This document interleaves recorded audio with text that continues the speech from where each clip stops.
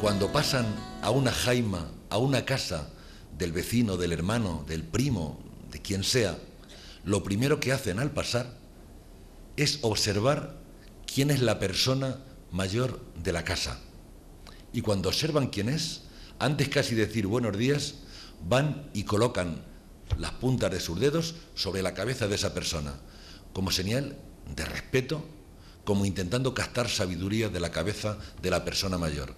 Por tanto, este acto para mí tiene importancia, porque es un acto amable y es un acto cargado de reconocimiento y de agradecimiento hacia todos ustedes y hacia todas ustedes. Bien, buenos días a todas y a todos. Vamos a proceder, como siempre, como otros años, a la lectura de los primeros premios en cada una de las modalidades y a entregar el correspondiente diploma y el libro que se ha editado. Y vamos a empezar con narración, con doña Trinidad Amador Santos, que nos va a leer su trabajo Mi hermano Pablo.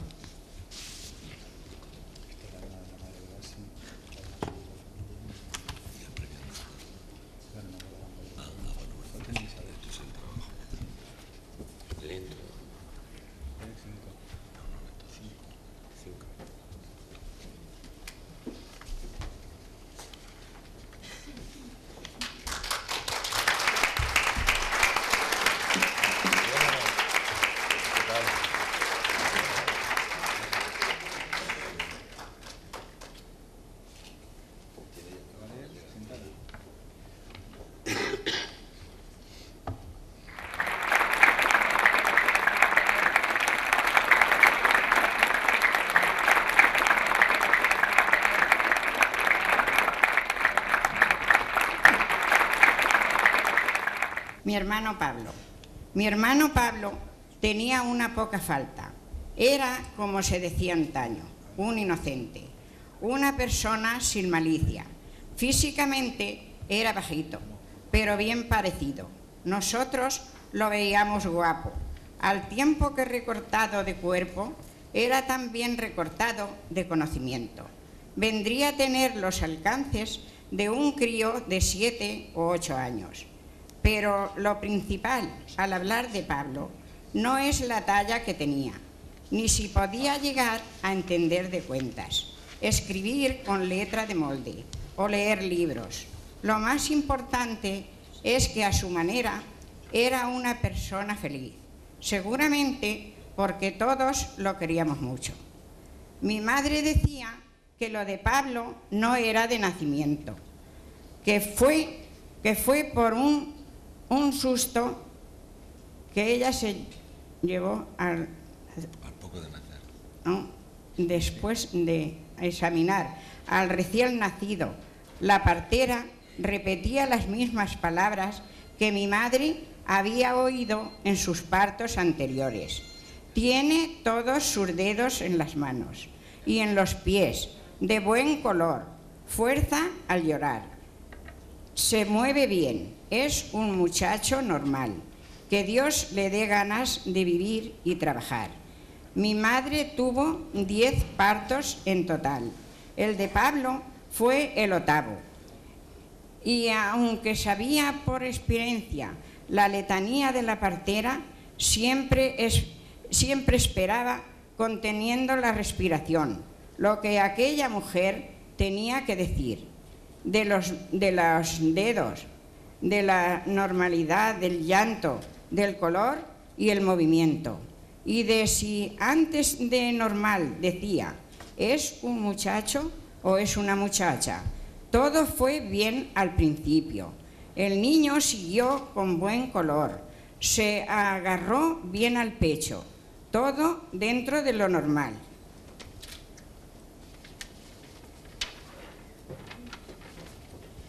Pero más o menos al mes mi madre se llevó un gran susto. Fue porque mi padre, que era guarda, tuvo que mediar en una discusión por algún asunto de tierras. La situación llegó a tal punto que mi padre tuvo que echarse la escopeta a la cara para poner orden. Mi madre se temió lo peor. Se le vinieron de golpe a la cabeza las historias que más de una vez había oído. Historias de enfrentamiento entre hombres hechos y derechos, que empezaban por alguna tontería y que con el acaloramiento y la fatiga acababan en tragedia. Aquella vez, por suerte, hubo temor y la situación no pasó a mayores. Mi padre pudo controlar el asunto, aunque para entonces mi madre ya tenía extendido el veneno del miedo por todo el cuerpo. Al poco rato le dio el pecho al niño y antes de terminar, según decía, ya notó que algo no iba bien. Fue como si con la leche le hubiera traspasado el susto. El niño había mamado bien, pero no estaba satisfecho. Se movía con poca fuerza.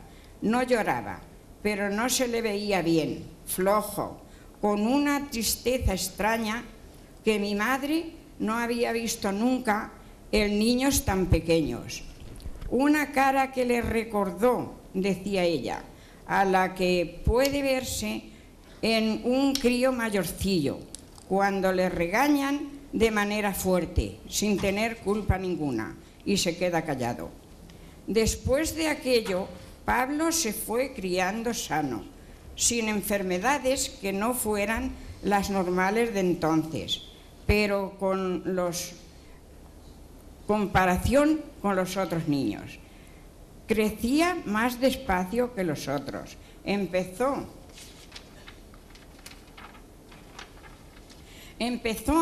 a tenerse en pie y a gatear más tarde, a andar solo más tarde, a coger la cuchara.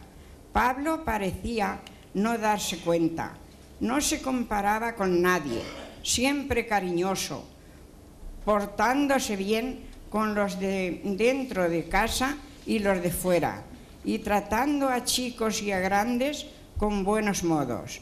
Por eso todo el mundo lo quería. A los 15 o 16 años empezó a ir por la sindical. Lo mandaban a hacer recados, a llevar cartas al correo y a recoger la correspondencia, a comprar el periódico, cosas que hacía bien y con más responsabilidad que nadie. Se sentía parte de la empresa y enseñaba orgulloso una fotografía que se hicieron los que trabajaban juntos. Él sonriente, con su traje de pana rubia y su gorra de plato.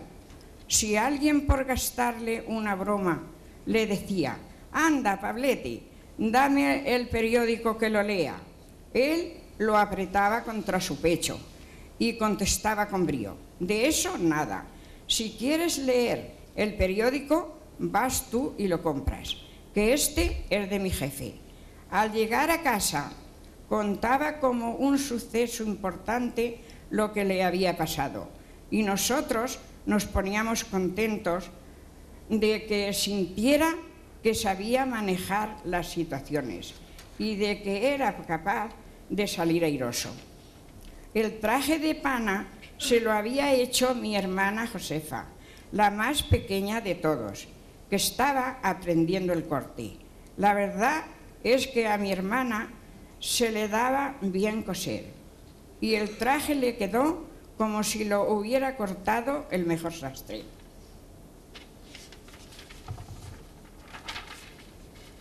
Había que verlos a los dos, contentos como trompos. Ella por cómo había ajustado las medidas, él moviéndose de una punta a otra del portal, como un modelo, al ver que a todos nos hacía tanta gracia. Te queda como un guante. Cuando te pongas el traje, tú no te quites por ahí la chaqueta, no la vayas a perder, le dijo mi hermana, dándole unos toquecitos en los hombros. Y vaya que le hizo caso, era tan obediente. Un día tuvo que presentarse en el cuartel de infantes con los muchachos de su quinta para que lo tallaran. Mi padre fue con él, claro está, pensando que nada más verlo le dirían que podía irse. El sargento le dijo que se quitara la chaqueta para medirlo. Pablo respondió que no se la quitaba. Pero hombre, Pablo, haz caso, que tú siempre haces caso, y además que te lo manda el sargento. Quítate la chaqueta, que te tienen que medir. Le dijo mi padre un poco avergonzado. Si me tienen que medir, que me midan con la chaqueta puesta. Que mi Josefilla me dijo que no me la quitara y no me la quito. Contestó tranquilo y firme. Mi padre intentó explicarse, pero no hizo falta. El sargento sonriente le dijo que muy bien, que eso era lo que había que hacer, lo que te dice la familia. Y que por eso mismo se había ganado no tener que ir a la mili. Mi padre lo contaba después, imitando la voz del militar como si fuera un chascarrillo.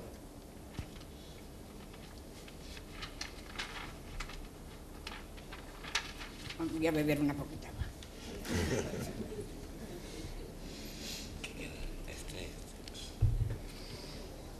Vivían en casa mi padre y él solos, desde que mi madre murió, aunque las hermanas pasábamos a hacerles las cosas, y ellos nos visitaban a todos a diario. A Pablo le gustaba vernos, sobre todo cuando le pagaban, y gastaba su dinero en comprar cosas para los sobrinos, chucherías de colorines, churros, algún juguete para los más pequeños, que siempre les daba de la misma forma, muerto de risa, jugando después de hacerles rabiar un poco. Todos los sobrinos querían mucho a ese tío suyo, tan especial, que al tiempo que era mayor tío, era también como uno de ellos. Una noche le dio un dolor a mi padre y fue a llamarnos, a mi hermana María y a mí, que éramos las que vivíamos más cerca. Avisamos al médico y le puso unos calmantes. Mi padre se quedó tranquilo, pero Pablo no se quería acostar. Lo encontramos relatando en la cocina. Se ha muerto madre y ahora se muere padre. Pues mejor, así me quedo más ancho. Que yo no me quiero morir, porque todos los que se mueren van al corral de los quietos. A nosotras nos dio pena y al mismo tiempo nos hizo gracia oírle decir esas cosas. A él, que se ponía nervioso si alguien hablaba de muertos. Pobrecillo, no tenía malicia ninguna. Lo que tenía era miedo. Lo tranquilizamos para que se fuera a dormir, diciéndole que padre no se iba a morir, que el dolor ya se le había pasado y que de todas formas él nunca se iba a quedar solo, que ahí estábamos nosotras.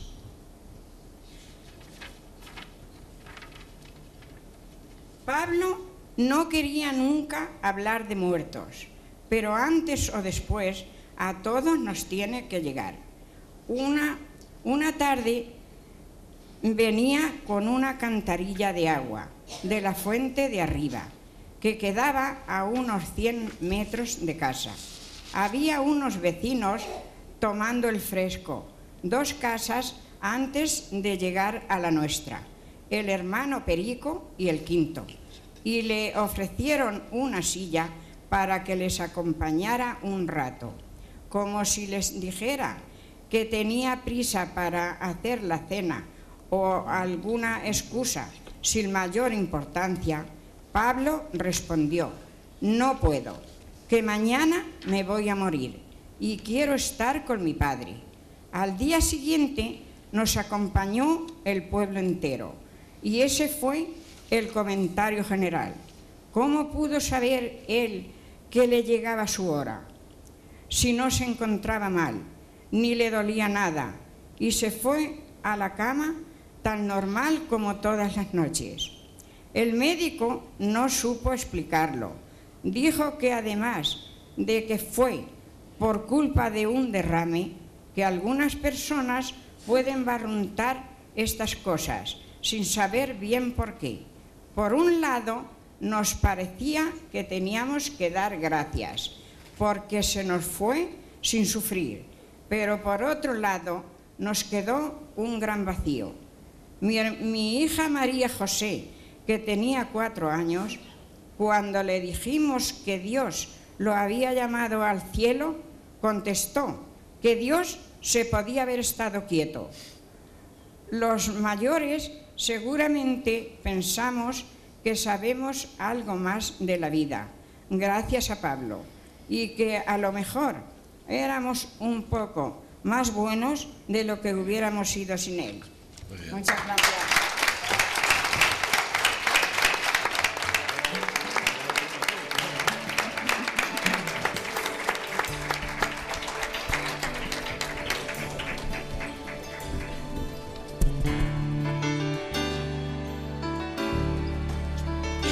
Además del premio que entrega la Diputación, también la familia les va a entregar un ramo de flores.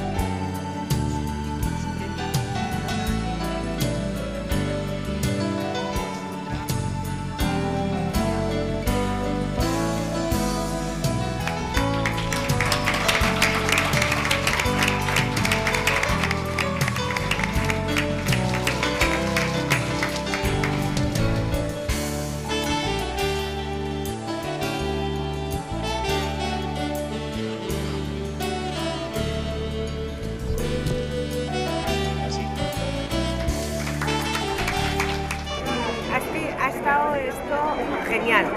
Yo creía que no iba a estar tan bien. Mi madre nos ha puesto nerviosa, todo. Mira, madre, cómo habla tan tranquila. Bueno, yo pensaba que teníamos que estar. Mi madre, porque era la mejor. No se ha puesto nerviosa, es un relato precioso. Y vaya, no tengo palabras. Ha sido precioso, precioso, me gusta mucho. Mi madre se ha portado muy bien. Pues muy emocionante, principalmente emocionante. Y luego ha estado muy tranquila, ha leído muy bien y yo creo que nos ha enternecido a todos los que estábamos aquí escuchándola.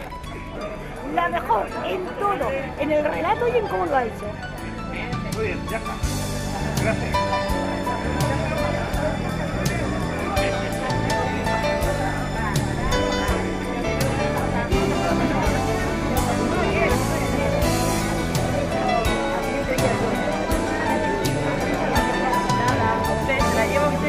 Me imagino que eso será la familia. Pues nada, no, lo primero es que al mover el papel se me había ido, pero muy bien, señora. Ha sido la mejor.